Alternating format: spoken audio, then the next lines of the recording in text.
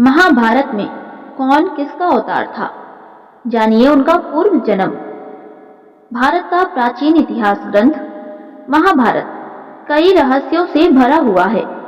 इसका प्रत्येक पात्र अपने आप में एक रहस्य है। महाभारत को पंचम वेद कहा गया है। यह ग्रंथ हमारे देश के मन प्राण में बसा हुआ है। यह भारत की राष्ट्रीय गाथा है। इस ग्रंथ में तत्कालीन भारत आर्यावर्त का समग्र इतिहास वर्णित है। अपने आदर्श स्त्री पुरुषों के चरित्रों से हमारे देश के जनजीवन को यह प्रभावित करता रहा है। इसमें सैकड़ों पात्रों, स्थानों, घटनाओं तथा विचित्रताओं व विडंबनाओं का वर्णन है। प्रत्येक हिंदू के घर में महाभारत होना चाहिए।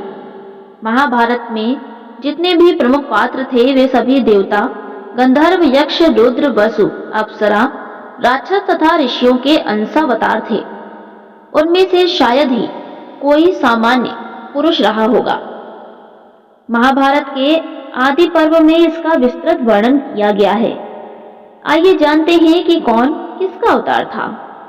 भगवान श्री कृष्ण 64 कलाओं और अष्ट सिद्धियों से पूर्ण श्री कृष्ण को भगवान विष्णु का अवतार माना गया है। माना जाता है कि वे अपने पिछले जन्म में मनु थे। बलराम, महाबली बलराम शेषनाग के अंश थे। जब कंस ने देवकी वसुदेव के 6 पुत्रों को मार डाला, तब देवकी के गर्भ में भगवान बलराम पधारे। योग माया ने उन्हें आकर्षित करके नंद बाबा के यहाँ निवास कर रही श्री रोहिणी जी के गर्भ में पहुंचा दिया था। इसीलिए उनका एक नाम शंकरषण भी पड़ा। बलवानों में श्रेष्ठ होने के कारण उन्हें बलभद्र भी कहा जाता है। कृष्ण के बड़े भाई होने के कारण उन्हें दाऊ जी भी कहा जाता है। बलराम जी का विवाह रेवती से हुआ था। महाभारत युद्ध में बलराम तटस्थ होकर तीर्थ यात्रा के लिए चले गए। यदुवंश के संहार के बाद उन्होंने समुद्र तट पर आसन लगाकर अपनी लीला का अंत कर लिया था। उनके शौर्य की गाथाएं अनेक हैं। भीष्म, कृष्ण के बाद भीष्म का नंबर आता है, जो महाभारत के प्रमुखों में से एक थे। ध्रुव नामक वसु ने ही भीष्म के रूप में जन्म लिया था। वशिष्ठ ऋषि के श्राप व इंद्र की आज्ञा से 8 वसुओं को शांतनु गंगा से उत्पन्न होना पड़ा। 7 को तो गंगा ने नदी में बहा दिया था, जबकि 8वें वसु जो जिंदा रह गए वही भीष्म थे, जिनका प्रारंभिक नाम देवव्रत था। द्रोणाचार्य, भीष्म के बाद द्रोणाचार्य को सबसे अहम माना जाता है। देवगुरु बृहस्पति ने ही द्रोणाचार्य के रूप में जन्म लिया था। अश्वत्थामा, उपरोक्त के बाद अश्वत्थामा सबसे अहम है। गुरु द्रोणाचार्य के पुत्र थे अश्वत्थामा। पिता पुत्र की जोड़ी ने मिलकर महाभारत में कोहराम मचा दिया था। अश्वत्थामा को महादेव यम, काल और क्रोध के सम्मिलित अंश से उत्पन्न किया गया था। कर्ण, देवताओं में सबसे प्रमुख सूर्य देव के पुत्र थे कर्ण। कर्ण सूर्य के अंशावतार थे। कर्ण के बारे में सभी जानते हैं कि वे सूर्य कुंती पुत्र थे। उनके पालक माता पिता का नाम अधिरथ और राधा था।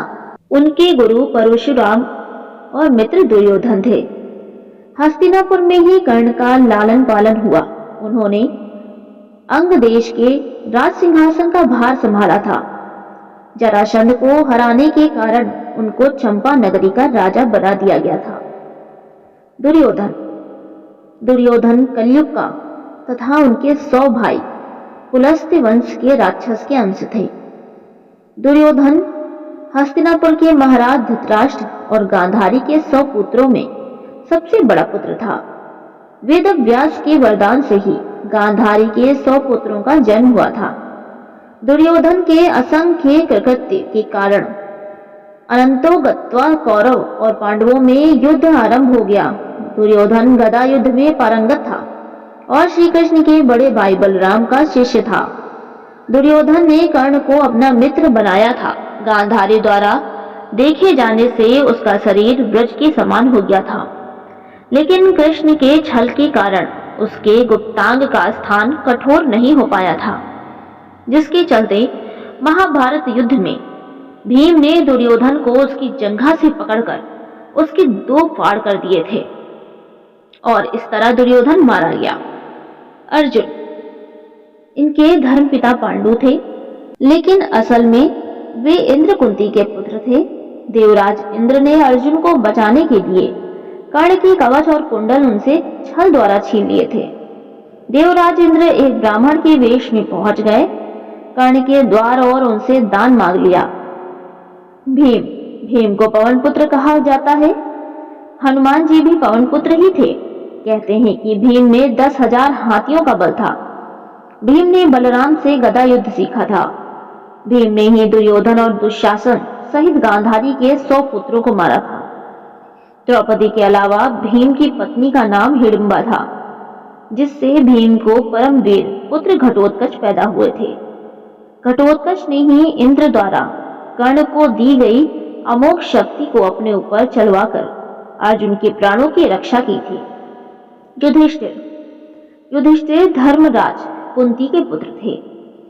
युधिष्ठिर के धर्म पिता पांडु थे और वे 5 पांडवों में से सबसे बड़े भाई थे। वे सत्यवादिता और धार्मिक आचरण के लिए विख्यात थे। अनेकानेक धर्म संबंधी प्रश्न एवं उनके उत्तर युधिष्ठिर के मुख से महाभारत में कहलाए गए हैं। उनके पिता धर्मराज ने यक्ष बनकर सरोवर पर उनकी परीक्षा भी ली थी। द्रौपदी के अलावा उनकी देविका नामक एक और पत्नी थी। द्रौपदी से प्रतिबिंब और देविका से द्रौदेय नामक उनके 2 पुत्र थे। ये सशरीर स्वर्गारोहण कर गए थे। नकुल व सहदेव, ये 33 देवताओं में से 2 अश्वनी कुमारों के अंश से उत्पन्न हुए थे। ये 2 अश्वनी कुमार थे, एक नासत्य और दूसरा दष्ट्र।